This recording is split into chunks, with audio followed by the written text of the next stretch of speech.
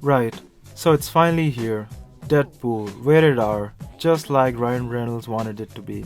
Deadpool is essentially a revenge story slash love story about a mercenary named Wade Wilson who, after being subjected to a rogue experiment, leaves him with accelerated healing powers and a mouth that won't shut up. It's actually pretty impressive to see a big studio like 20th Century Fox taking such a big risk and trusting the visionaries behind the film instead of guys in suits at board meetings. So, is the film any good? Yes.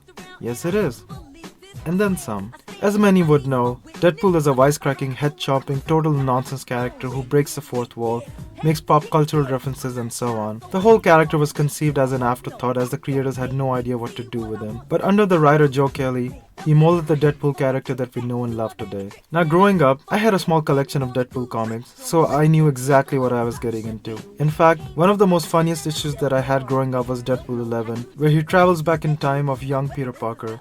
An actual issue that was conceived by Stan Lee and John Romita Sr. You might want to check it out because it's pretty freaking hilarious. The film can be easily divided amongst two different kinds of people. Those who love Deadpool's sense of humor, and those who don't. And if you don't, then you'll most likely find the film annoying as fuck. Personally, I laughed well enough. One of the highlights of the film is that they needed to get right Deadpool himself, and Ryan Reynolds pretty much nails it. The story for the first half of the film continuously jumps back and forth between the origin and the current conflict. The origin story somehow overstays its welcome a bit, and I really wanted the film to move along so we can have a better character development with Wade Wilson interacting with his supporting cast. For the most part, everyone plays their roles quite well, and even the love story is balanced well enough with the main plot. But once again, the superhero film has yet another generic bad guy who has absolutely no personality at all. I mean, I understand the film's main emphasis is to develop the protagonist, but a great villain could have really elevated the film to a whole new level. And yes, Deadpool's shenanigans can get overbearing at times, but he actually shines out the best when he's sharing a scenery with Colossus and Negasonic Teenage Warhead.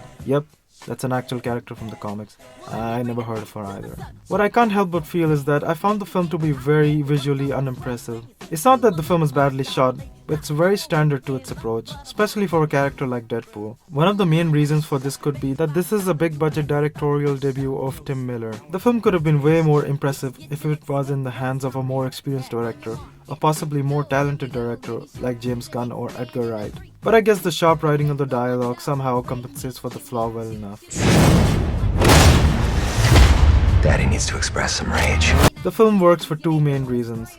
One, they knew they had to get the balance of dark humor between chopping off someone's head and making a wisecracking remark afterwards right, and they most certainly did. And two, the R rating really benefits the film, and is for the most part very cleverly used. Deadpool has made crazy box office money on its opening weekend, especially for an R-rated film. This is great because it proves Hollywood wrong once again that not every film needs to be pandered into PG-13 just to get more asses into the theater seats. Robocop remake. Not only the marketing of the film has been fantastic, but it really shows that the creators of the film do have a love for Deadpool as a character. We live in a time now in Hollywood that sequels and reboots are being planned for 10-15 years into the future. Every film somehow has to be connected or advertised into the previous film, which makes it extremely overbearing for the viewers just to watch the film by its own merit. Deadpool does well enough that it could stand out on its own, and to be honest, it's a refreshing sight.